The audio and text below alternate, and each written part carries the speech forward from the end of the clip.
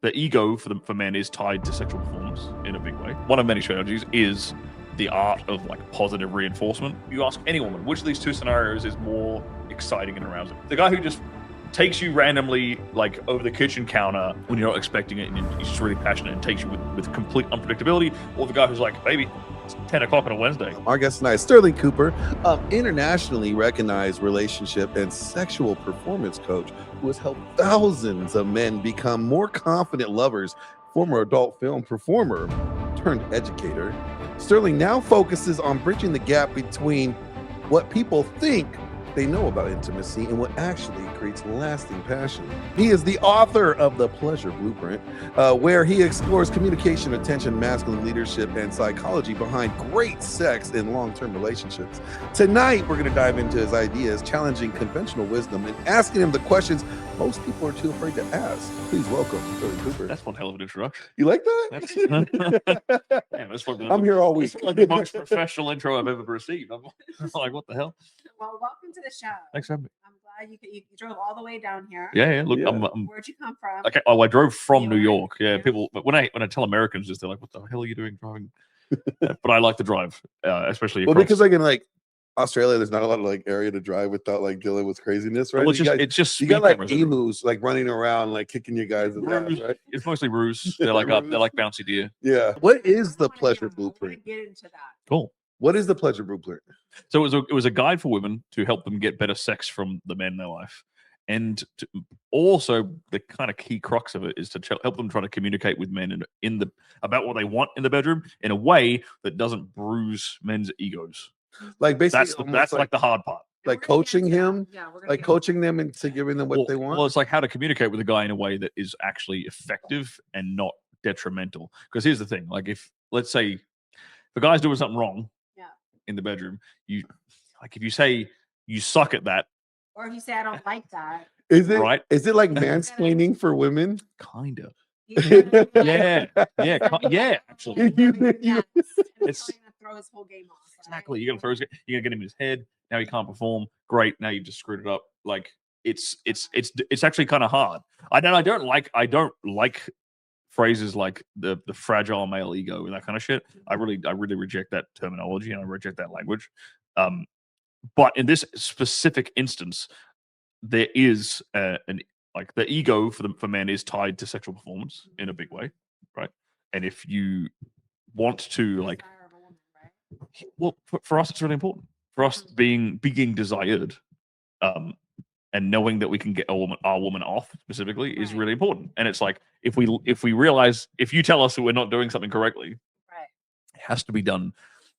I was going to say politically. It has to be done diplomatically, right? It has to be done in a way where we're not gonna like lose all of our confidence. So what do you do?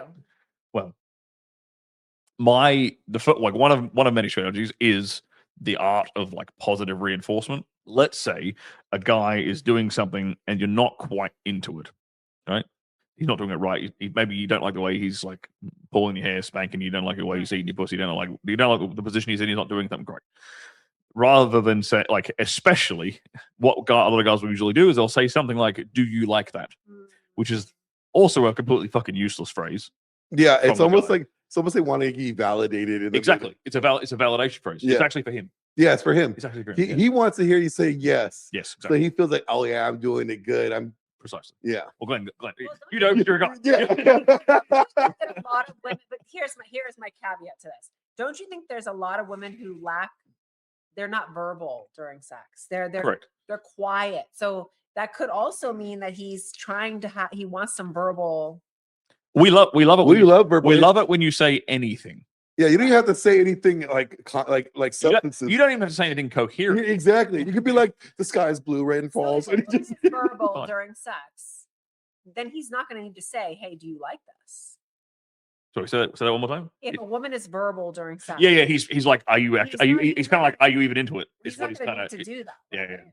Well, okay. Let's say he does say something like that. Let's say he does say, do you like that? Or he's trying to get some kind of feedback from you, and you're not quite into it. Or even if he doesn't ask for feedback and he's just doing something you're not quite into, Right. one strategy is to do what's called a pattern interrupt, or like basically just an interrupt. So instead of because you can't be like, I mean, you could try and be like, hey, can you grind a little bit like this or a little bit like that instead? Can you slow this thing down, speed this thing up, whatever?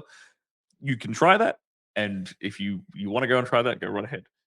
It might not get you the results you want because for the reasons we mentioned earlier, you might So it's better you might knock his confidence down a little bit, and especially in that. And then he might take it like, oh, you don't tell me. He might take it a bit personally. He might be like, fuck, she's told me this now. How long have I been fucking her wrong? Yeah.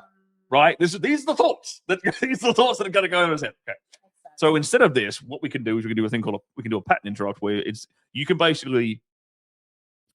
I would encourage you to be like, baby, take me to the couch right now. Baby, take me to the shower right now. Baby, bend me over the fucking kitchen counter. You're interrupting what's happening. Yeah, so and you're changing changing the location. You're changing the you're changing what's going on. Because it's not like because the danger, the reason we're doing this, right? The danger is you don't want to positively reinforce something that is wrong, something that's incorrect. Right. That's the real key. Is we don't want you to positively reinforce when he's doing something bad. Because and this is why I the example I bring up is like when he says, "Do you like that baby?" and you just say yes because you don't want to bruise his ego. You're now positively reinforcing. You're setting him up for a failure. You're teaching him how to do things wrong. Yeah, and then when you tell him like 5 years down the road in your marriage that you don't like it, he's like, "What the fuck? Like I've been doing this. I've been doing the same 3 moves this whole time." He said he loved it. I've been playing the greatest hits this whole time. Exactly. You told me you liked Cher, and you don't. You know what I mean? Like every time I asked you whose is this, you said it was mine. Exactly. Right. So that you don't want to positively reinforce the things you don't want. So instead of, you're kind of between a rock and a hard place. It's like, if I do this, he keeps doing something I don't like. If I do this, I bruise his ego and I damage his confidence. So instead, we do a pattern interrupt. We change the location, and then when you change location, you can maybe guide him physically a bit more. Right. So when you change the location, you could change the position. You could change the tempo. Exactly. You could change the mood of change everything. So it's almost like changing the scenery. Yes. And and the interesting thing with human psychology is we anchor emotions to locations as well. So I've said this in the past that women need to have more sexual, like they need to own their sexual agency. And I've said this like a million times in other videos. So what I mean by that is that women need to take control of that. They need to initiate more. They need to show that type of desire more. And I know like some women will be like, okay, a man is always ready to go, right? He's always ready. Not true. That's a lie. So what I think of that is like, okay, a man is not a robot, right? Correct. He still has feelings. He still wants to be desired. And so because of that, she is going to need to initiate. She's going to need to show that desire. So I want to get your input on that. Yeah. So she doesn't have to be like the man in terms of like initiating and desire, stuff like that. I mean, she could be. She could be like, get over here and fuck me right now. She could do that if that's her personality type. Would you consider it more of like a passive initiation by being always available? Well, we could. Okay, so you could map all like every female fantasy that like a man has. If you look at all like. I come from the world of porn, so obviously I use that as like a reference point, right? Think of all the different sort of stereotypes that are in pornos for women, right? You've got like on one extreme, you've got like the dominatrix. Yeah. On the other extreme, you've got like the DS. You've got like free use or like a complete sub-slave, right? Yeah. Somewhere in between, we've got like the blackmailing babysitter, or we've got like the girl next door, right? There's all these different sort of spectrums, right? And in terms of their, I guess like you could say like their personality, their energy, the seduction type, one is like dominant, one is more submissive, some are more calm, some are more energetic, right? That's kind of the spectrum I like to think of it from.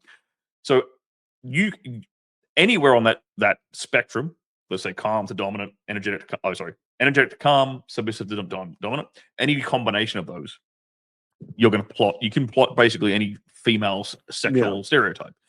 So if you find that your personality, lady, if your personality matches something in particular, if you're more of a dominant type, you're more of a submissive type, you're more energetic, you're more calm, you can still do this. You can do anything from any of those sort of points on the spectrum. You can be enthusiastic, you can be receptive, you can be seductive, you can be initiate from that submissive position, from a dominant position. From like where you lean into what you're comfortable and what you're naturally inclined what you naturally resonate with. Exactly. What you're naturally comfortable with, right? you don't want to try and force fit if you're not like the dominant type, if you're not the submissive type, you don't want to force yourself. Right. I had this stereotypes. friend that wanted his wife to be more dominant, right? And she was like, I can't do this. Yeah. Like, I can't tell you to get over here right now. Like, it's like, it was not her It thing. just ain't gonna work for her personality. Yeah. I think for most women, they aren't the dominant type. No, most of them Naturally, it's But not. I think that you don't necessarily have to be dominant. You can still be very submissive, but show desire. You know, it can be innocent flirting. It can be by her body language, what she's wearing on, you know, how she caresses him, how she touches him. That can all be very feminine, be very submissive, and still turn a man on. Correct. It's kind of about him knowing that, like, you're not going to reject him. Right. Yeah, you're not going to tell him no. Exactly. Because that's like that. Nothing kills like a man's sexual attraction for you more than like the sexual rejection at the point of it just being no, especially in like a long-term relationship. Like like the dead bedroom happens for a reason, because the dead bedroom evolves over like years of her just him being in a mood and her saying no. And her saying no.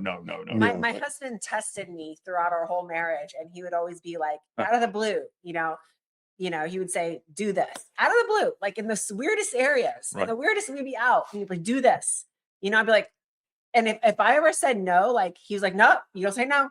And so he trained me like early on, never to say no. That's very just to go with it. And he taught Imagine me being in the grocery store. I mean, there's something about that spontaneity that I think it's fucking awesome. Yeah. That's an interesting thing that he did. That's pretty creative. Something like, I think, like, I've always said this, like, a man can he can teach a woman if he's guides her, he's patient, he can guide her, and she can over time get more and more. Like, as time went by, I start learning what I needed to do and becoming, you know, more like owning it. You know, it took a while, but I learned it. Yeah. So you can, and it's like, no, she didn't have to be like, you know, get over here and fuck me, like the dominant kind of side of initiating things. But there's a more passive, submissive version of that, which could simply be like a seductive look from across the room. It could simply be like hitching her skirt or dress up. Across, like, or not wearing a bra, or something like something exactly. These real. It's just there's sexiness in the subtlety of it too. In the subtext, it's almost like subtext. Exactly. Right? So it's like, but it's all about inviting him in. It's letting him know that the door's cracked open, and it's almost like him peeking. Yeah. Right. Like, and you're like, oh, the door's not locked. So the door's not locked. You can come in whenever you want. Exactly. You know? Yeah. Because the opposite of that is like the bolt's locked. The bolt's locked. There's like that little snake at the bottom of the door you can't see under it. Like, that's all, you know, there's all these barriers in the way. Because that is what's like, I was trying to define over the last few months. I've been trying to figure out, like, what the fuck is sexy? How do I because I'm trying to teach women what the hell sexy even means. Because a lot of women will make a distinction between sexy and beautiful and assume sexy and beautiful. No, there's the difference. Yeah, they're not. Yes. This is so good. It's really good having like a man and a woman. Yeah, bounces off. Because I don't think beautiful. I think my definition of beautiful is like elegant. It's elegant. It's symmetry. Yes, you know, it's complimentary. It's all these things that are like sexy is seductive. It's enticing. It's enticing. But beauty can't. I think beauty comes more from grace. Yeah, I mean, I'd say like the way I'm trying to define sexy is there's a certainty that you will, like, he knows without a doubt you're not going to sexually reject him. It's an attitude. Would you say sexy is more of an attitude? Yeah, it's attitude. It's vocal tonality. It's the way it's the way you present yourself. It's the look in mannerisms. It's a look in her eyes. It's mannerisms. So it's all these things. So that's so hard for me to as a woman, like, hearing that's so vague. It's fake as fuck. Yeah, but we know exactly. We know what we're talking about. We know exactly what we're talking about, right?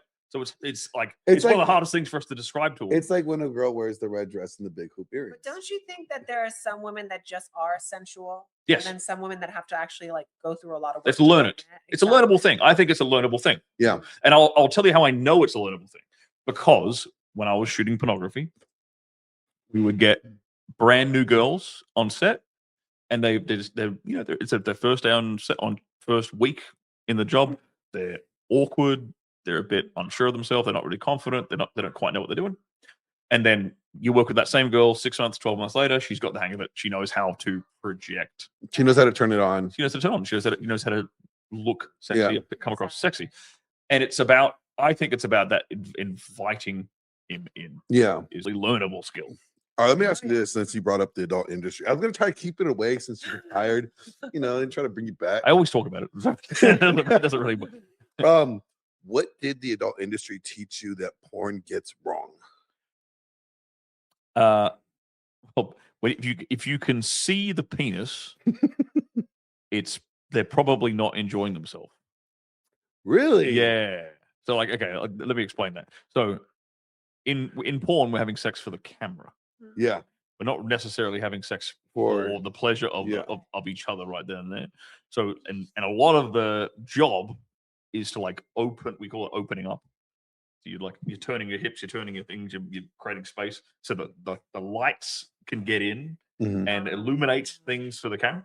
But real sex, enjoyable sex is a lot more close and intimate and grindy and sweaty and up in each other's business. Whereas porn sex is a lot more. I mean, that's why there's more distant. That's why there's long penises. Yeah. To create that, it gives the illusion. It gives create the space for the light to get in, so you can see what's going on. Yeah. Because it's all for the camera. So that's kind of the big thing is if you want to know, because there are real orgasms happening on a porn set. It's not all faked. There's a lot of coming going on from both the men and the women, right? And so the people are often how do you know if she's faking it or if it's real or whatever? It's usually how much can you see? It's it's probably good sex if it looks like a bad porno. Okay. And that makes sense. And vice versa. Because if they're doing all these really acrobatic things, that require a lot of fucking physical that the leg up stretching. Or whatever, and it's just kind of it's not necessarily they can still be enjoying themselves, but it's not more ceremonial. It's not going to be for the it's camera. More performative. Yeah, right. Yeah, that's kind of so. Where do you guys get wrong from taking that and then trying to play it at home? Most women are nowhere near as flexible as you think. They are not able to bend their legs this way or back. Most women are not fucking gymnasts. And what role does enthusiasm play? They ain't holding that position very long. Okay, so when guys watch porn, they see this enthusiastic scene, right? Yes. When they try to reconstruct that at home, and it's not enthusiastic. Yeah, it kind of kills it for a movie. It kills it for them. So how do you teach guys how do you set well, it's not the enthusiasm's up to her. Yeah, okay. That's kind of the woman's part of the equation there. He's trying to recreate something he's seen, and he thinks the position is somehow going to create the enthusiasm, which ain't true. Yeah, this you magically flipping her upside down on her head. It's not going to. It's maybe it's fun and maybe it's a bit novel, but it doesn't necessarily evoke that visceral, genuine desire. Yeah, I'm really into this guy. So how do you? It's just a position. So I want to wait. I want to get into this because I want to move right here. I want to get into this. I say online a lot. A man wants his own personal porn star.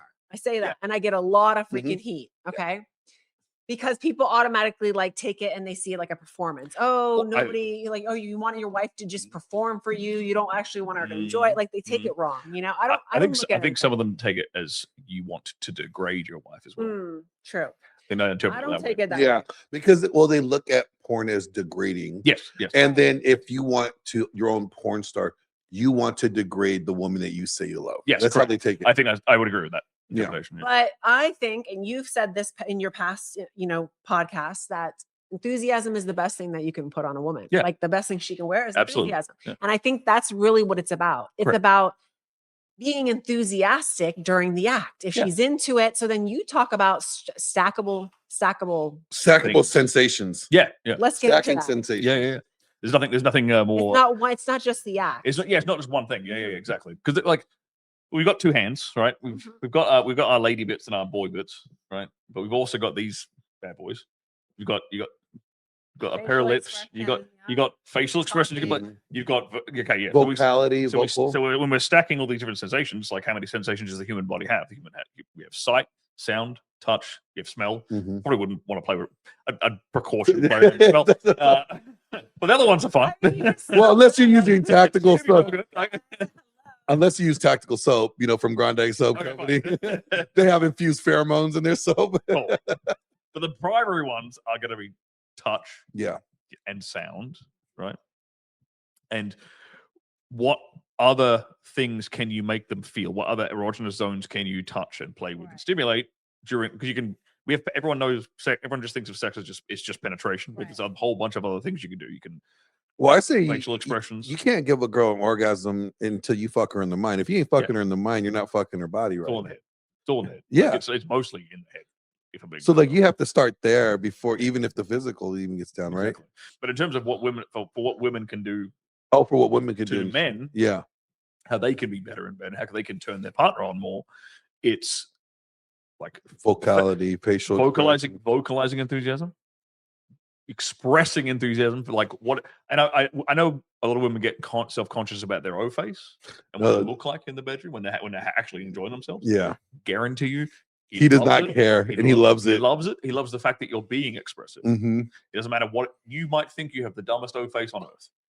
He's gonna love it. Or that gasp, right? That gasp. Yep. The gasp. Like anything, yep. any expressiveness, we love. Anything. You're so good at that. I'm friends with Stirling Cooper. Man's practiced it.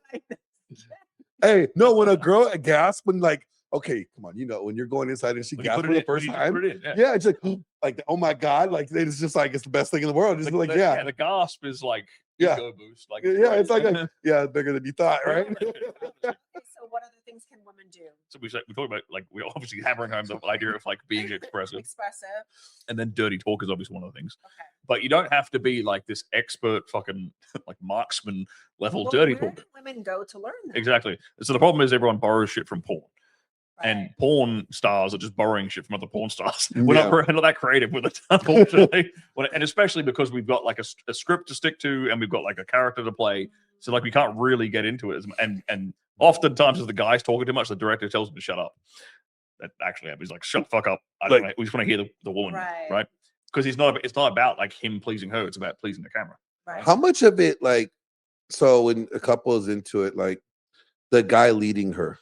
I would tell him, I told guys, talk to her, whisper in her ear, tell her what you're gonna do to her, let her bounce off of you. Great, off of that, because then you're kind of guiding her and you're giving her the opportunity or giving her the environment to be expressive and to kind of explore that with you, right? Yeah, because women are they're not super duper confident, especially when it comes to dirty talk. I don't think most people are actually, but this I'll give some frameworks that I like to use. So I like to use describing what's happening, which is close to what you just said. Yeah. So describing the sensations your partner is already feeling back to them, right? Yeah. Yeah. Do you feel how dripping what that pussy is right now, or do you feel how rock hard that fucking dick is? Yeah. Like it's already happening.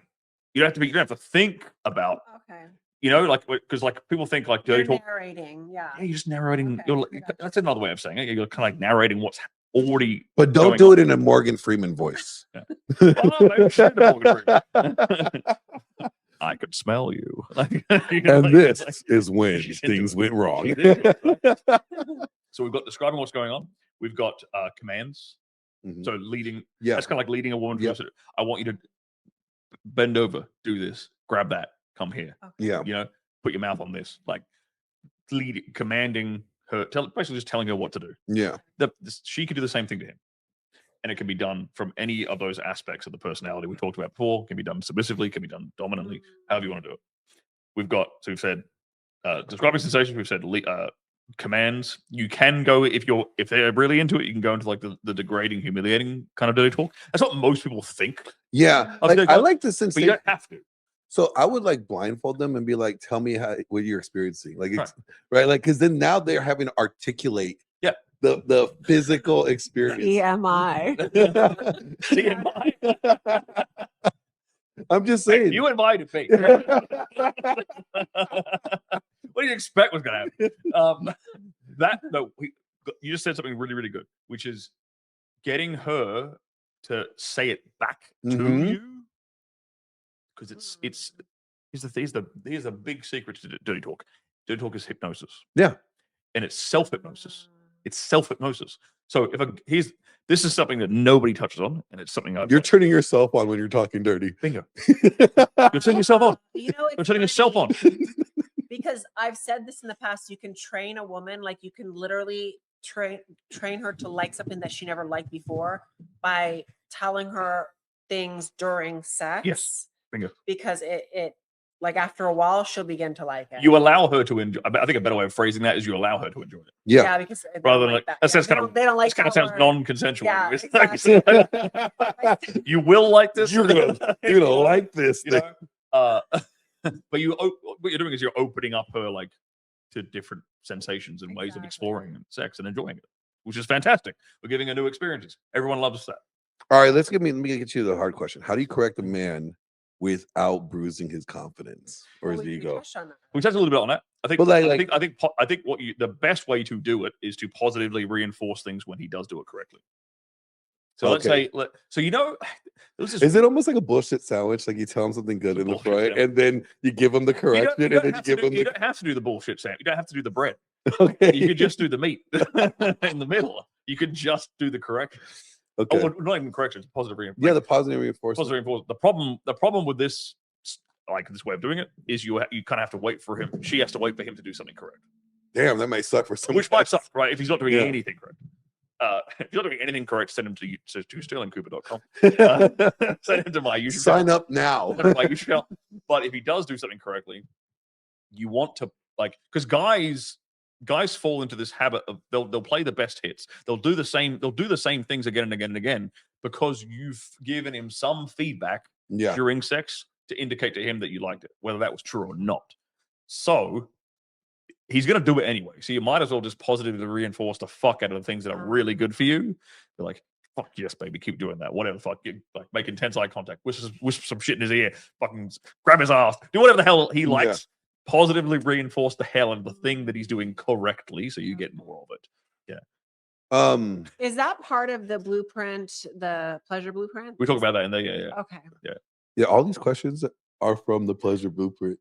No, because we didn't really get into everything when we Yeah, went yeah, through what yeah. was the pleasure blueprint. We didn't actually like get into any detail. Why doing did you write We're it? doing it now. Actually, We're why doing did it you write it?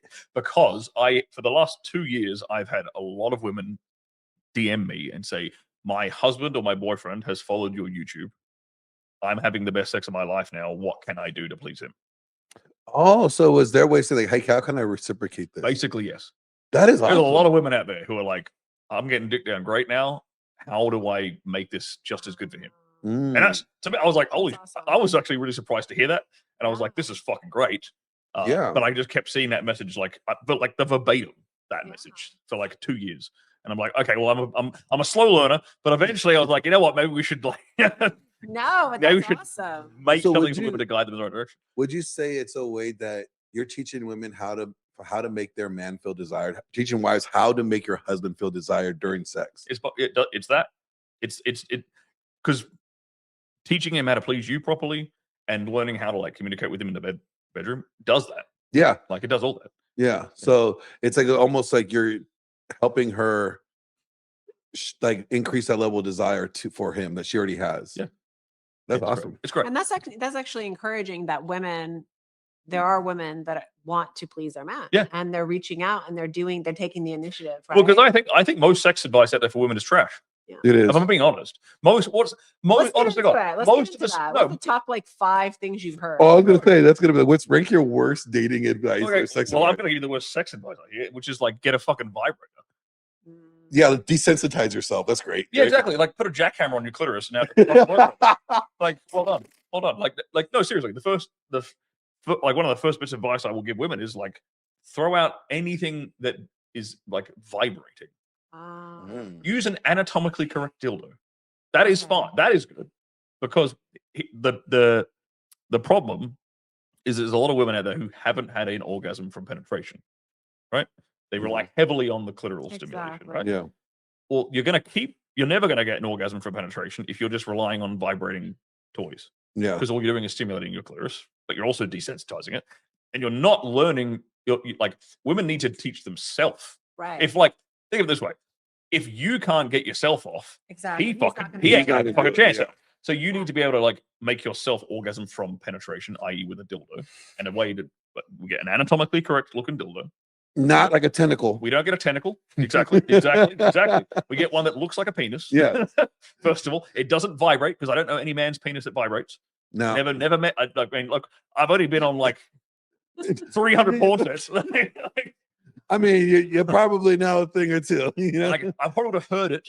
I It I've vibrated. never in my life got into vibration. Okay, so like, Never happened. no, So he's like, so anatomically correct dildo is non-vibrating, and the other big thing is women can, like, Kegel exercises can help a woman to Yeah. achieve orgasm from penetration, right?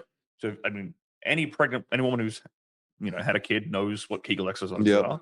Done them to kind of tighten things up down there, strengthen them again.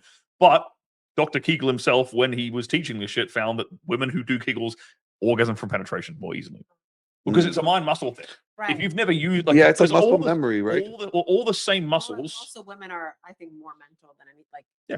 that's how they. It's muscle memory as Yeah. well. you know? Because all the same muscle, when a woman has a vaginal orgasm from penetration, not clitoral stimulation, those are the same muscles that are spasming Yeah, when she's during her giving birth, orgasm. yeah, The same Kegel muscles, the pelvic floor muscles that are clenching around the penis. Makes So if you if you learn to actually stimulate them, Right. you get You're more, activating the muscle. You're It's the activating same them? thing like building a booty. Exactly. You have to do it constantly. Exactly. Yeah. and you're getting more blood flow down there. Yeah. You're getting more mind muscle connection down there. So you like, That's why I'm so on top of the fitness, because I'm like, Yeah. even if you don't want to do Kegel exercises, if you keep up with squats, like, yes, you're Or any strengthening the whole type of pelvic floor core. too, yes. core Yep, exercise. Yep. Pelvic floor strengthened there too. Why is respect connected to desire?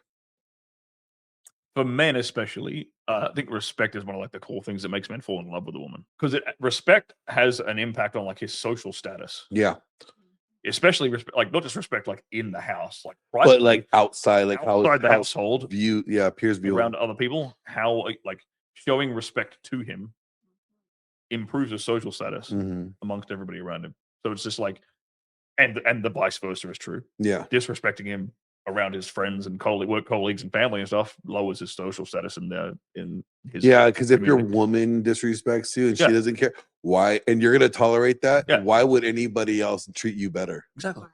Yeah, exactly. Like you, this is the woman you spend the most time with. This is the woman you Yeah. invited into your home. This is the woman you're supposed to be intimate with. Yeah. So if she's she's allowed to disrespecting disrespect you, Right. then why would you think I would respect you any more than she Yeah. does? Well, I mean, it just means you don't have boundaries. Yeah. It means you'll tolerate bullshit. Yeah. Basically. Where does anticipation matter? So why does anticipation matter so much? Anticipation and arousal are the same thing. Okay. I think they're the same thing. Okay. So, like, I mean, you could say you could say stimulating the clitoris is arousing, but I think that's for me that's more just that's the act of sex. That's direct thing. When we're not touching, right? Arousal is just the act of anticipating what's coming. Right? Yeah. Like Thor would talk about a lot like erotic hypnosis. Yeah. He was like leaning to, like, if you can make a woman orgasm without touching her, right. He's like, then you're definitely gonna make her orgasm when you touch her. Easy. Yeah.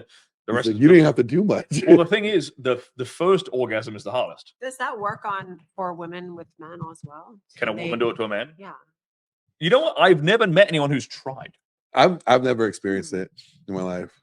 But it would be theoretically anticipation. Theoretically, that would be possible because guys come from wet dreams. Yeah. Right. A wet dream is no physical stimulation. It's all in the brain. Yeah. But what about like anticipation for a woman?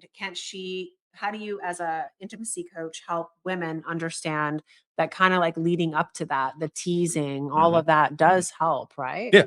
Well, because novelty. It builds up the anticipation, which makes things way more exciting. Like if you're used to something, if you take something for granted, it is no longer as exciting, right? So when you're apart from one another, is actually the most powerful foreplay tool. Yeah, because you're away from each other, you're not up in each other's business right then and there. You have sexting is fucking fantastic for this. You have a chance to build that anticipation around. You have no idea what I'm going to do to you when you get home. Blah blah blah blah blah. Like building dirty talking through the medium of your phone allows you to build up that anticipation when you're apart from one another. So the moment you walk through that fucking door, you're ripping each other's clothes off. Yeah, right. That is arousal. It's what's going on up here when you're when he's thinking about you or when you're thinking about him. and it's Not like, aroused. and not being able to do it, and then wondering how it's going to happen Yep. when you get in person. You're creating this whole Narrative. this whole thing in your head. Like I said, you're creating this whole scene. Yes, And you want to see if it's going to live out. You're going to live out to it. exactly. Yeah, you're Okay, so you said something it was kind of controversial. You said that you Me? No. yeah, on a previous episode Never. you had talked about why happened. date nights are not necessarily the best way to bring back intimacy. Yeah, and I think it ties into what we just said. Yeah. Exactly. It's that anticipation. Okay. If you know it's coming, there's no date night when it's like, I mean, We're talking about like scheduled date yeah, nights. Like I mean- Wednesday night, we're going on date night. yeah. When I'm saying when it's like Wednesday night is Wednesday night is the night that we fuck. Yeah. And when You know what I mean? so That's what I think. I think that is boring as fuck and is just the antithesis to arousal But because you didn't know it's coming. Howard Stern, didn't he have that like a Thursday night thing with all the But Howard Stern was a fucking lunatic, wasn't he still is. he? I don't know much about it, but I'm pretty sure he went Well, mad. they were paid to do that too. With the so spruce it's a whole goose and different shit? I don't know. story. Yeah. Like Yeah, so you're right. so it's like it's more like if a guy comes over and like, let's just go, like out of the blue. That's it's more spontaneity. The spontaneity, like, because it's unpredictable. okay. It's unpredictable, spontaneous is far more arousing. I mean, just think about that for a second. Like, what is like you ask any woman, which of these two scenarios is more exciting and arousing? The guy who just takes you randomly like over the bedroom. I mean, the guy who just takes you randomly like over the kitchen counter when you're not expecting it, and he's just really passionate and takes you with complete unpredictability, or the guy who's like, baby, it's 10 o'clock on a Wednesday. You know what that means? Hey, Huh? you're not wearing that, that outfit? You're right. Like, it's just like he's putting pressure on you. And then now you have to perform. Now it's performative. Now it is a chore. And that's where chore play comes in. How the fuck is that arousing? It is not arousing. Okay. So The it's almost obligatory nature of it is anti-arousing. so Does that make sense? Do you put this on the guy then? It's like, okay. Yes, I do. I do. So it's like you need to create this for her. Like you need to create the environment. You need to tell her, hey, put on that black little thing, meet me in the car. We're leaving at 7. Exactly. Or like my Okay. husband. Where are we going? out of the blue Don't worry text about me, it. Where are you "Hey, going?" I'm picking you up at 7. Wear that dress that I like or something Bingo. like that. Okay. Like, because it's like he still has a plan. Right. He still knows. I don't know He knows what the fuck's going on, Yeah. which is fine. But for you, it's a magical. Right. Yeah, it's like a Fantasy fantasy experience. that you're taking her on. He's Be like, leading you where through. are we going? Where are you taking? He's like, you'll see. You'll see. You'll love He it. won't say You'll love it. anything. You'll love it. Exactly. I think that is like And like for guys that are listening, says that doesn't always have to lead to the end game closing the sex. You Yeah. could lead that into building the anticipation and then leaving at the anticipation. yeah, especially if she thinks that's what's going to happen. Exactly. If you think you're gonna get laid, then Keep you're it like, guessing. Keep it yeah, like all right, good night. keep it guessing. Exactly. Right. That is what keeps people like interested Yeah. in the short term and the long term. Is that especially in like, because I'm dealing now with a lot more like long term Yeah. relationship stuff and less about like, I mean, especially when it comes to giving women advice, right? Yeah. Like, they're in a marriage or in a long term relationship, whatever. The sparks died a little bit, right? It's like, well, how do you get it back up again? And it's things like that. It's like you got to pretend like you're a fucking teenager again. Yeah. What would you have done when you were 16?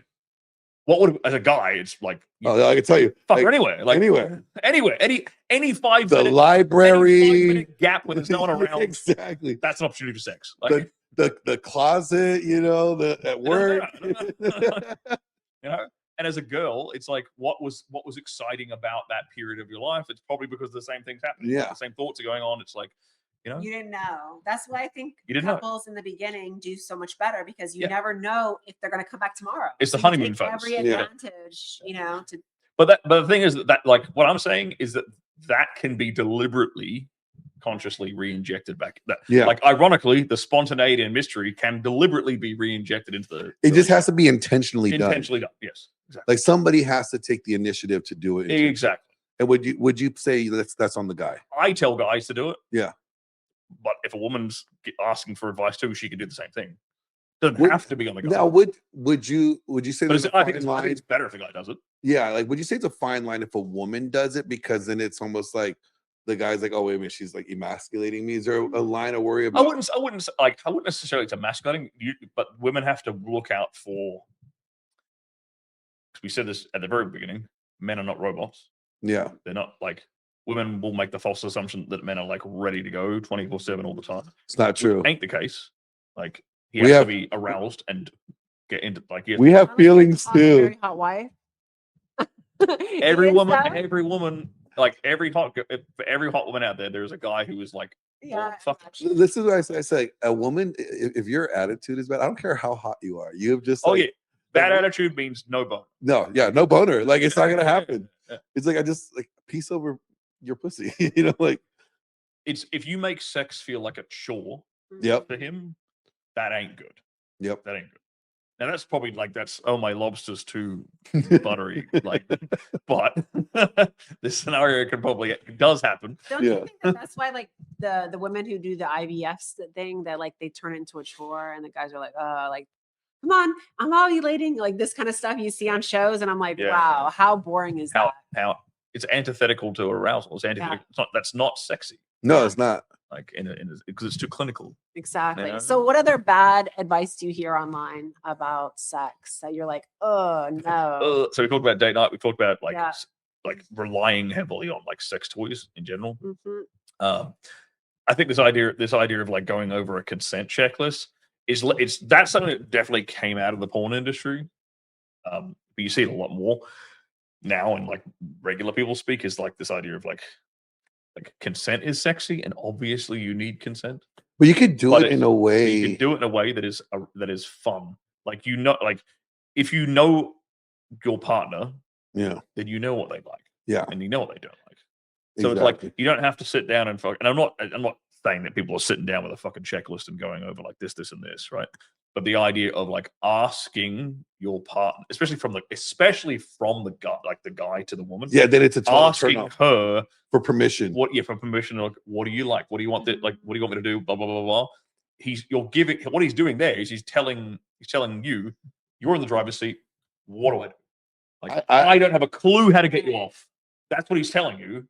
But subconsciously. you could That's flip the it subtext. though, right? You could flip it like, tell me you want me to do you doggy style. Like Right. now you're getting the consent with her verifying. You're telling you what to do. Yeah, you're also telling her what to do, but then she consenting is telling you So also. wait a second. People in the dating world are actually doing a consent check. No. We did this this came from the porn industry. This idea of consent is sexy. That was floating around the internet for a bit. So the implication that did it start in the porn industry. The consent is sexy thing. The implication of it is like you can basically never do anything to a woman without first having this very explicit Consent. clinical consent conversation about, like, Hey, so can I kiss you? Yeah. So would you enjoy some shibari bondage? Like rather than me being like, give me those fucking hands. Yeah. And just doing something. But this is the conversation that is going on now in colleges and stuff. Great. Because what's crazy is her giving you her hands is consent. It is consent. Like, the problem is that the vast majority of especially like we didn't have this problem. Like our grandparents didn't have this problem. No. You know what I'm saying? No. We didn't have this problem of like understanding yes, obviously rapes happen. Sorry to say the word rape. Whoops. We can believe that. Yeah. Obviously these things happened in the past. Well, also the vast majority of the time it didn't. Our grandparents always knew that there was only two genders too. So Yes, we're in a world of Also, confusion. I think like marriage, long-term relationship, like is an understanding of when you say I do, like that's consent. That's consent. That's like The idea is that we both find each other attractive enough to want to have sex all the time. yeah. That's kind of that is the implication there. Right. Yeah. The implication isn't, oh, I'm not sure if I want to fuck you. Yeah. That ain't the implication of getting in a long-term relationship Yeah. or getting in a marriage. So it's like we didn't have this problem in previous generations of having to like check the box on fucking everything and figure out what they like. We kind of we explored it together in a fun way. And it's like, okay, all you have to know is like your partner's body language to know if they are into something or not into something. And it's perfectly okay to say not into that, stop, or whatever.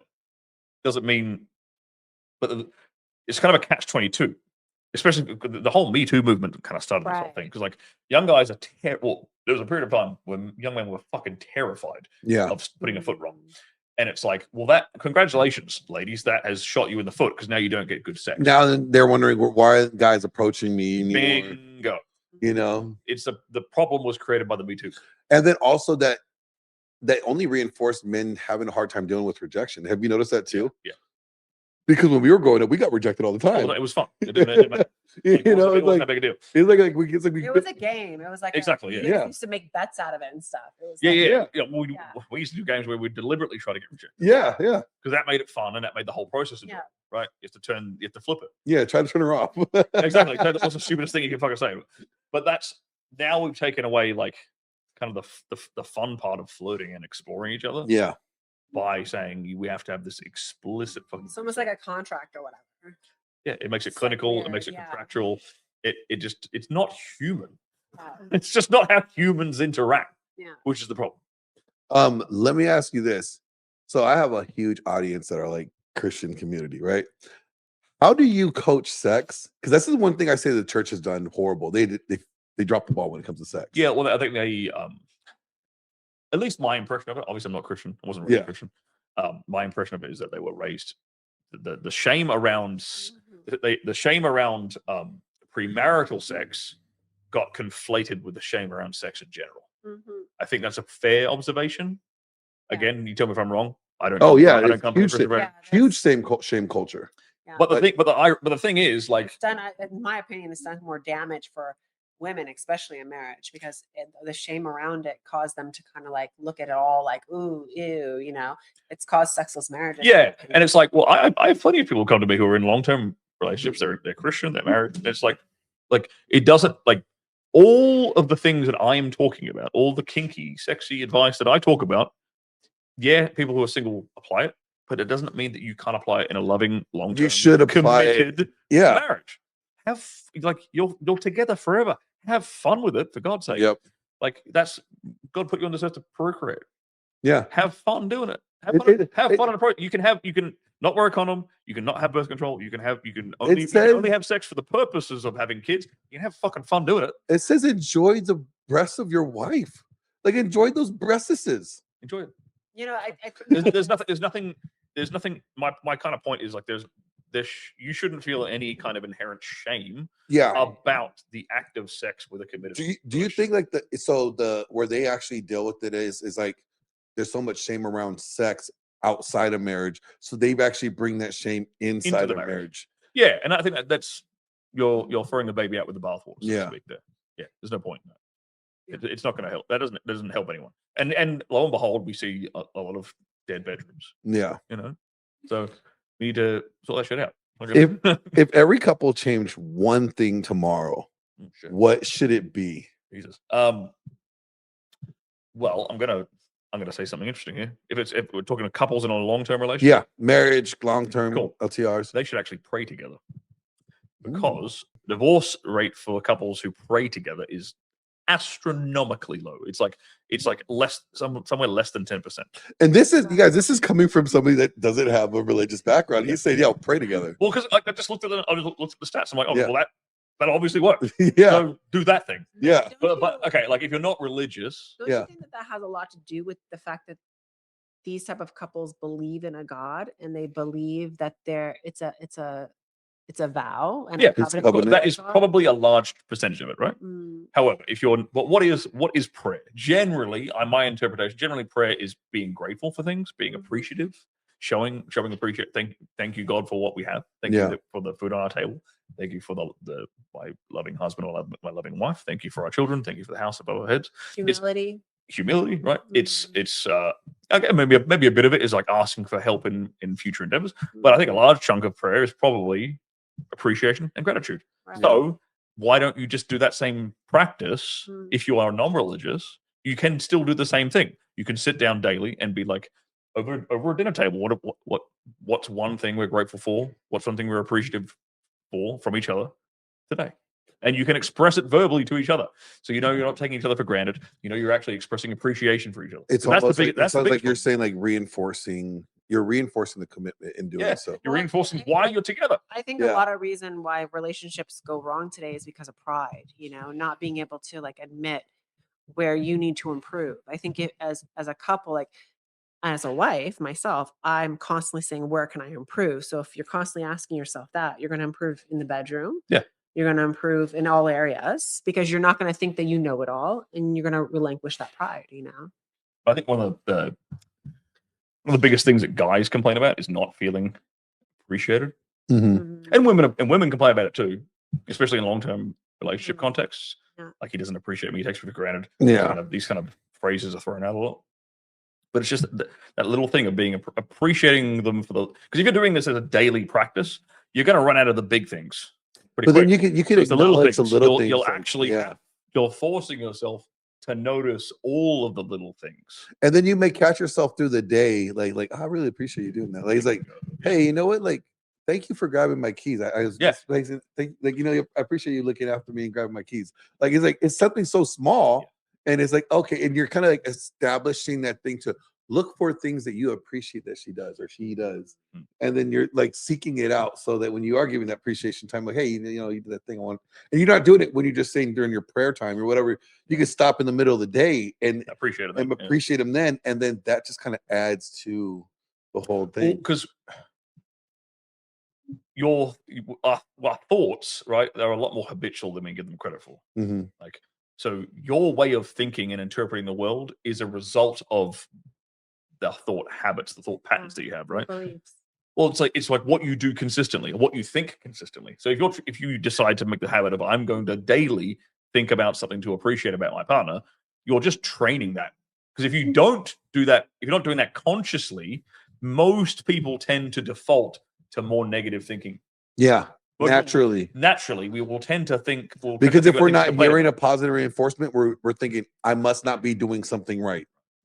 Yeah. So this is consciously, deliberately reinforcing more positive thinking in your life. And everyone is magnetically attracted to people who are positive. Right. You know, so as the person you're living with 24/7 is a bit more positive, I think you're both going to enjoy it. What is That's a good point. The optimists are going to win in the end. Optimus Prime? Let me ask you this before we wrap it up. What is one thing that you would encourage men in relationships to do more, and also women to do more? Like so, because we did the whole thing of what should the couple do together. You said prayer, but then what should these individuals do? Yep. She should make him feel useful. So, like, we talked about appreciation, right? But you can also, like, men want to feel needed. Yeah. They want to feel needed. They want to feel competent, useful. Yeah. It's just we wanted to feel useful to the tribe. Otherwise, you don't feel useful. If you're not useful, That's why, like, you get kicked out of the fucking thing. That's why guys hate the whole "I don't need a man" thing. Yeah. Like, bitch, you need a man, okay? Well, it's like even if she could be the most badass boss bitch in the world, like, you still want her to need you. Yeah. Regardless of whether she does, you want her to. Yeah. Like, because it makes us feel useful. So it's implicitly tied to our self-esteem and our confidence. It gives us value. Yeah, exactly. So, like, but it also it does show that it's a subtle way of showing you appreciate him. It's also a way of showing you respect him, right? But make him feel useful. Hey, can you help? Like, can you help me open this jar of pickles? Can you help me? Can you help me? Like, this thing is broken. Can you help me? Yeah. Can you help me? Not. Can you do this? That's different. No, that's different. That's different. But can you help me? Can you help me with this? Okay. Because I need help. It's funny that you're saying this, because I've always throughout my marriage have done this. Even though I know how to do a lot of these things, I still be like, hey babe, can you help me with this? And I've always done that. And I remember I was hanging out with a few girls one day, and it was something simple like taking off a lock. And I said, hey, babe, can you tell me? And they turned to me and they're like, what do you mean? Like, that's easy, Gia. Like, do it. Like, do it yourself. Why are you asking him? And I'm like, no, I want to ask him. Like, I think women watch this. It's a turn off even for me, and I'm a woman. It's a turn off if I see women that are like, I can do everything. I can drive. I can do this. I don't need a man. That's a turn off for me. Well, it's like, well, why am I here? Exactly. Why do you want me around? Yeah. Exactly. That's kind of what to us. That's kind of what it says. Is like, if you're, I mean, and cool, you might be this, like, when we're not around. We want you to be as efficient. Undo the locks and open the pickle jar and fix the TV. Exactly. You're like, when we're not there, you're gonna have to. But it's like, cool. We'd still like to feel useful. Right. Yeah. I think for women, that would be like the one that. Do you think that's tied to desire? Her needing you, him feeling desire, makes him desire her more. Right. Yeah. I mean, I think it makes him fall in love with you. Honestly. Yeah. So I think that I genuinely think he's gonna feel more desired in the relationship if he feels like you really need him and like want him around. And there's a sense of duty to it, because he's like, And duty, I think duty is something that like guys love. Mm. We like the sense of duty and honor, right? It comes to that's like I have a duty to her. Yeah. Like it's like almost like a noble, right? It's like you know, like it's like honorable. Mm. You know, to have a duty to a wife, or right, she needs me. She needs me to open the pickle jar. You know, like, it's like it's my Why duty. it's gotta be the pickle jar? It's just a classic. Yeah, it's like you know, it's my duty to take out the trash for her, right? Like it's like. Don't you think there's a lot of men that are like rejecting that altogether right now? Like, There are, yeah. I think it's. they I don't wanna think. have anything to do with the obligations checking or- out of dating and women Right. altogether. Yeah. I think they're throwing out the responsibilities, but they want all the the rewards of it. They still want to be Yeah. desired. They still want sex. Yeah, They just don't want the obligation or the responsibility tied to it. yeah. So, what is the thing that a man should do? Mm. Because women need to make her feel needed. Yeah. What should a man do? I think he needs to put boundaries down. Mm, Having clear boundaries. yeah, Because if a man doesn't have any clear boundaries, he's going to be disrespected, and Yeah. it'll creep in like over a long term relationship. Right? This is what we're talking long term. yeah, That if he doesn't consistently like reinforce, if he didn't establish boundaries to begin with, if there's no boundaries in a relationship, she does like women kind of like need this box to operate in. hmm Women are agents of chaos. I think that's Well, pretty. I think it's that women, reasonable it's to say. not that women Yeah. need a box, it's that if they don't have structure, Right. they will purposely test the boundary. Bingo. Yep. Because they do it to They want to see see how far they could go. how you are as a man. If they can push past that structure, they're like, if he can't even keep within the structure, then what makes him keep structure in his job? What makes him keep structure in the gym? So it's kind of. It also means like, how can I have a future with? How can I have a Right. future with this man if there's Right. if he can't create? And how do I boundaries? know like you're not going to like cross a line if I don't know if you don't even have a line? Do you have a line? There you go. He Like can't respect you if you don't have any, don't have any lines that can be crossed. yeah, So it's like I think, and you might take it for granted that she knows where those boundaries are. You know, yeah, it's like no, here, reinforce it. Cool. We need. This is how we mutually respect one another. yeah, Because you can. It's like I get it. It's like if you love a girl and it's like, man, I don't want to have to have this fucking argument. I don't want to have to be the dick. yeah, But maybe I have to. I have to be the dick occasionally just so we can keep loving each other. yeah. Because if I'm not, then You're not going to love. then you're going to walk all over me. Yeah. And congratulations, the relationship's over. Yeah. You know? So I have to stop that from happening by Yeah. putting down boundaries. Yeah, So, I think that's good. Men don't. I noticed that like if they don't have patience, right? So like I try to tell like in a long-term relationship, it's very important that a man has patience and the ability to guide her. Because if he is the type that is very short-tempered and he doesn't want to guide her and he thinks that she should just know, it's not going to work out long-term. Do you agree with that? Yeah. You don't make any assumptions. Like she Mm. should just know. No. No one should just know it. You can't read anyone's mind. You can't put a thought in anyone's mind. Like No. Like what's that fine line between patience and guiding and over tolerance? Like there's that line. You have to have that discernment. No. Well, patience and guidance is like, okay, there's a learning curve and you see them trying to make the adjustments and they're just not getting it right. You know, tolerance is like they have not given zero fucks about it and they're going straight through and you're just like putting up with it. Yeah. You know, It's like the guy who goes to like a work party, his wife disrespects him in front of everyone, and there is zero conversation had about that. it's almost like she makes a private joke, a public joke. Bingo, yeah. Right? It's a good example. And she continues to do that after the conversation has been had. That's her that you just tolerating bad behavior, right? And then if it's like, oh, she slipped up and then she's like, I'm so sorry, babe. You know, like that's you can see, okay, you could guide that, right? You know. I think that's good. That's a great example. So where you go? Tell us, Sterling, what are you up to? Like, tell us what you have coming out. Like, you have another book coming out, right? I've got 2 video courses coming out for the ladies. One is called "The Ladies' Guide to Blowjobs and Other Naughty Knowledge." Oh, nice. So That's what I said. Like a high value woman is a woman with no gag reflex. Is it your words? That's his words. That's his words. I took that from Thor. Fair enough. The Thor's words. Glenn Theory. He is still with us.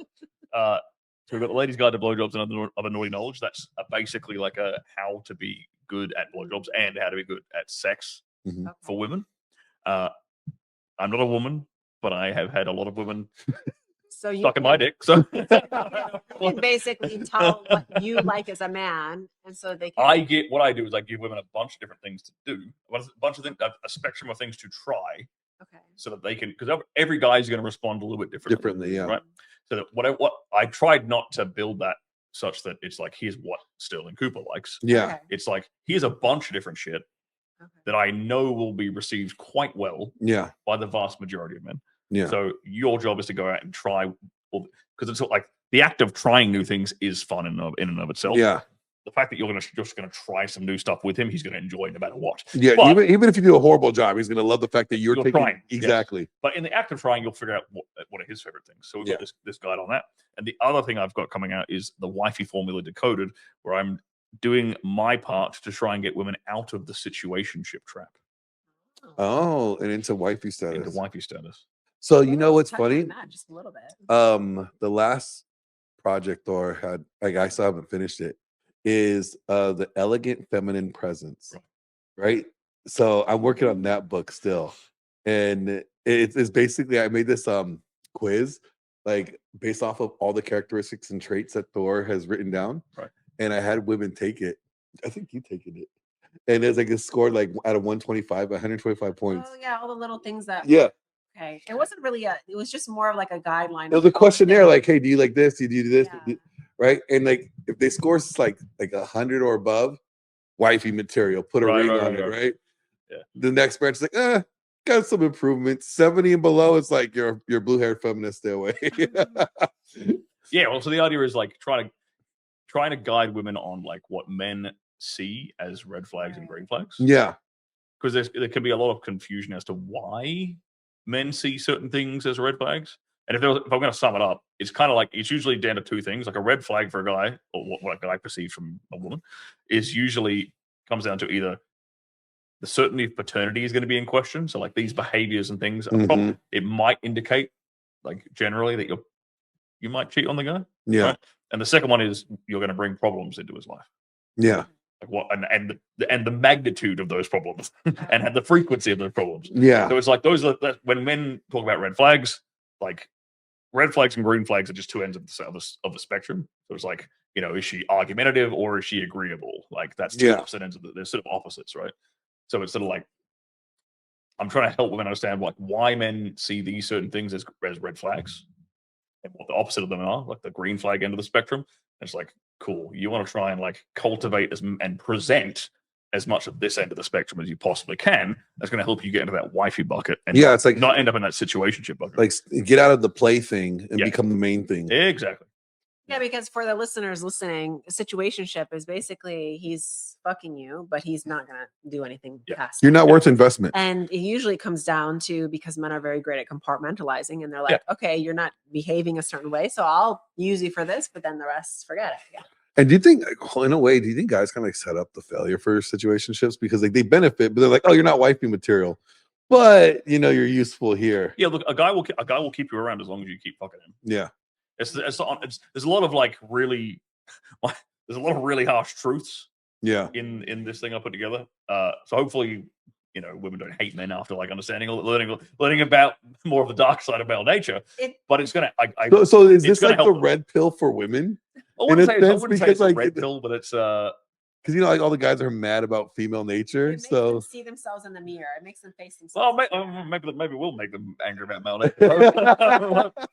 Hopefully, I communicate it in a way that is easy enough to understand, in a way that's not like gonna lead to like fuck men entirely. Yeah. But more importantly, help you to actually find. Well, guys, go make When sure you does this grab this drop? book. I know I'm going to grab the books. When do the books drop or the courses drop? 27th of July. All right. So go to sterling.com. StirlingCooper.com if you're a guy. If you're a woman, go to StirlingForHer.com. Oh, sterlingforher.com. StirlingForHer.com. And that's where you can get your hands on the Pleasure Blueprint for free. Mhm. And you'll be able to find your way to these other guides as well. Learn I'm sure your you head gu- game. And I'm sure you guys will have some links and stuff you can. Yeah. You guys could actually at the Whatnot. bottom of this description in this video, you guys could click the links and go to get your free blueprint to pleasure from Stirling Cooper. There we go. Thank you. Well, thank you. I really appreciate you coming out here all this way. Yeah, Hey, bro. I had to make it happen eventually. We've been Definitely. trying to fucking organize this for like I a year or know, something. like a year. We were talking about it. So, And so it just hits me up like, hey, bro, we're gonna do this. All right, cool. Let's done. do it. I'm in town. We're doing it. We're doing We're it. doing it. But yeah, man, thanks for coming out. Cheers. Love ain't supposed to feel this cold. Then why